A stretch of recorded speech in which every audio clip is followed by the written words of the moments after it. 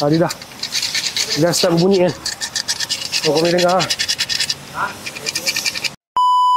Okey, ini sebuah Proton Persona VVT. Tapi biasa orang panggil Persona lipas lah.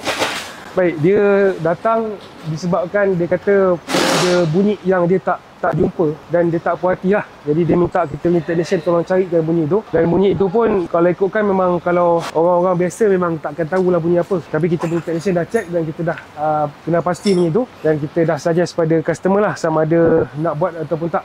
Tapi saya nak tunjuk apa masalah dia sebenarnya. Jom ikut saya. Okey, ini gearbox CVT yang sama dipakai pada Proton Persona lipas tadi tu. Gearbox yang sama juga dipakai pada Suprema belakang saya ni lah. Jadi punca dia adalah disebabkan oleh dia punya sistem damper lah. Kebetulan ada gearbox hari ni, memang kita tengah buat projek gearbox ni. Clutch damper ni dia duduk antara gear dengan torque converter. Jadi benda ni lah yang damper kepada dia punya torque converter kan, untuk pergerakan torque converter tu. Jadi benda ni yang dah berbunyi sebenarnya. Kalau kita dapat dengar, dia dah start berbunyi kan.